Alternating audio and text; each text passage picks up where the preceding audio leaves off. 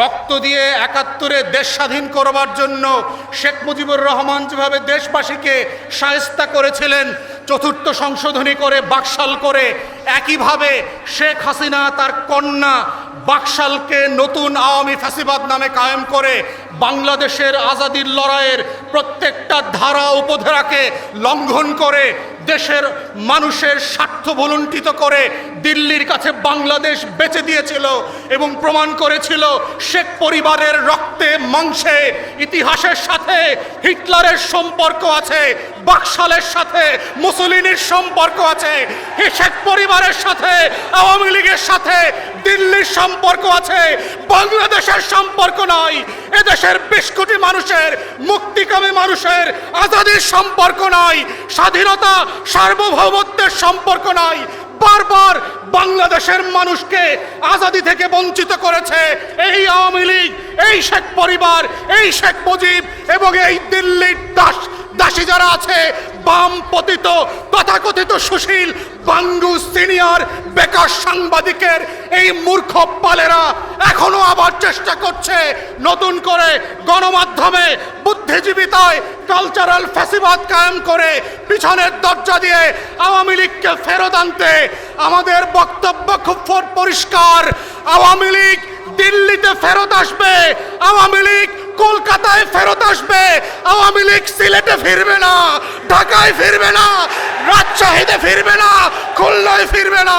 আমরা ইতিহাসে দেখেছি শুধুমাত্র বাংলাদেশের গত ৫৬ বছরের ইতিহাসে আওয়ামী লীগ নামক রাজনৈতিক দলকে দুইবার কিভাবে ক্ষমা চাওয়া এবং রাষ্ট্রীয় শক্তির উপরে ভর করে পুনর্বাসিত করা হয়েছে এবং এই দুইবার পুনর্বাসনের জন্য জাতিকে কি পরিমাণ খেসারত দিতে হয়েছে।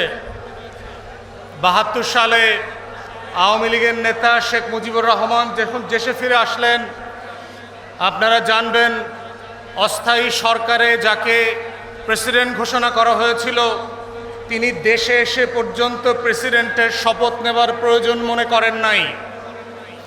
তিনি শুধু প্রয়োজন মনে করেন নাই, তিনি স্বাধীন বাংলাদেশের ঘোষণাপত্র যেটা ১৯৭১ সালের ১৭ই এপ্রিল পাঠ করা হয়েছিল, সেই ঘোষণাপত্রটা উনি কোনোদিন ভালো করে পড়েন নাই।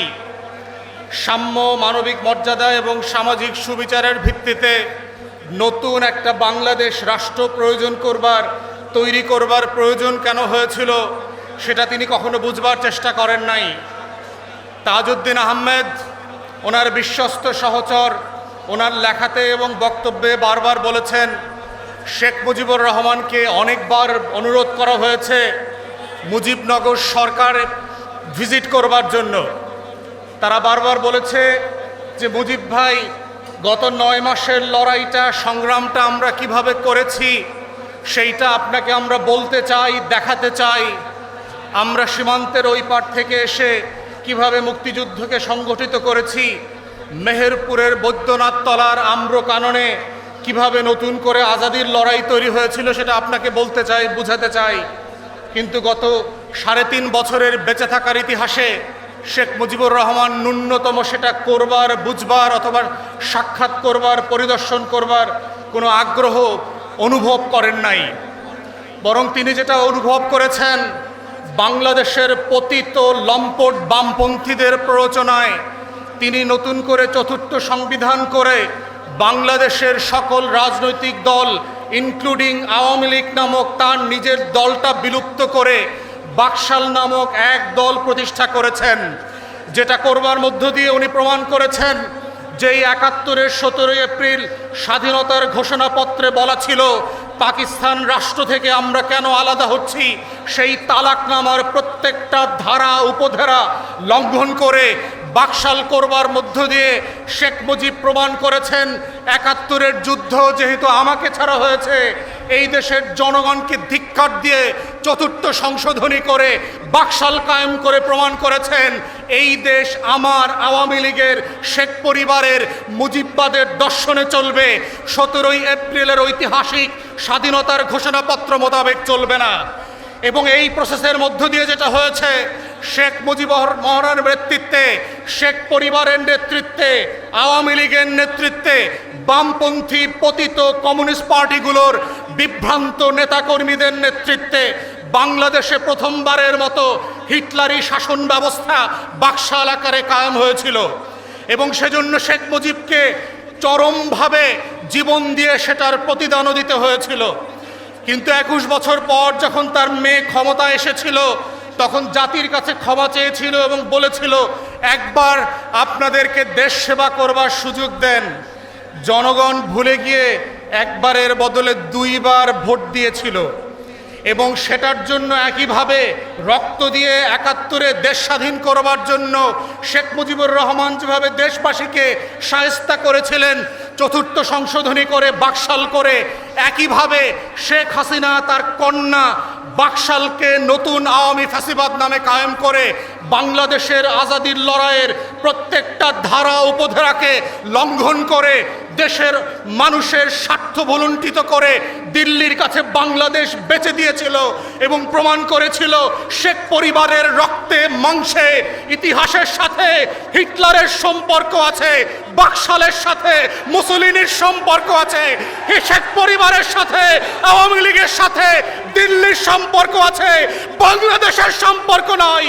এদেশের 20 কোটি মানুষের, মুক্তিকামী মানুষের আজাদির সম্পর্ক নয়, স্বাধীনতা সার্বভৌমত্বের সম্পর্ক নয়। বারবার বাংলাদেশের মানুষকে আজাদি থেকে বঞ্চিত করেছে এই আওয়ামী লীগ, এই শেখ পরিবার, এই শেখ মুজিব এবং এই দিল্লির দাসী যারা আছে, বাম পতিত তথাকথিত সুশীল বাঙ্গু সিনিয়র বেকার সাংবাদিকের এই মূর্খ পালেরা এখনো আবার চেষ্টা করছে নতুন করে গণমাধ্যমে বুদ্ধিজীবিতায় কালচারাল ফ্যাসিবাদ কায়েম করে পিছনের দরজা দিয়ে আওয়ামী লীগকে ফেরত আনতে। আমাদের বক্তব্য খুব পরিষ্কার, আওয়ামী লীগ দিল্লিতে ফেরত আসবে, আওয়ামী লীগ কলকাতায় ফেরত আসবে, আওয়ামী লীগ সিলেটে ফিরবে না, ঢাকায় ফিরবে না, রাজশাহীতে ফিরবে না, খুলনায় ফিরবে না। অতএব আজকের 11 দলীয় সমাবেশ থেকে আমাদের বক্তব্য খুব পরিষ্কার, যেই শত্রু রাষ্ট্রের সাপেক্ষে বাংলাদেশ নামক রাষ্ট্রের জন্ম হয়েছে, যেই রাষ্ট্র থেকে আধিপত্যবাদ থেকে মুক্ত করে বাংলাদেশের আজাদি, স্বাধীনতা, সার্বভৌমত্ব সংরক্ষণ করবার জন্য শত শত হাজার হাজার মানুষ 24-এ জীবন দিয়েছে, রক্ত দিয়েছে, সেই রক্তের সাথে শুধু আওয়ামী বুদ্ধিজীবী না, বাংলাদেশের কোনো সরকারি দলকে গাদ্দারি করতে দেওয়া হবে না। আমরা সরকারি দলকে বলছি পরিষ্কার করে, যদি আওয়ামী লীগকে পুনর্বাসন করবার চেষ্টা করেন তাহলে আপনারা 17 বছরের রাজনৈতিক রোজা রাখার প্রস্তুতি নেন। আপনাদেরকে আবার রোজা রাখতে হবে, ক্ষমতার ইফতার আপনাদের মিলবে না। আমাদের নতুন সরকারকে আমরা বারবার মনে করিয়ে দিচ্ছি, 24-এর গণ অভ্যুত্থানের যেই ওয়াদার উপরে ভিত্তি করে আপনারা ক্ষমতা এসেছিলেন, তার অন্যতম ওয়াদা ছিল হচ্ছে বিচার এবং সংস্কার। সেই জায়গা থেকে আমরা গত 1.5 বছর দেখেছি আপনারা নির্বাচন নিয়ে যতটা উদ্গ্রীব ছিলেন ততটাই বেকফল ছিলেন হচ্ছে আপনারা বিচার এবং সংস্কার নিয়ে।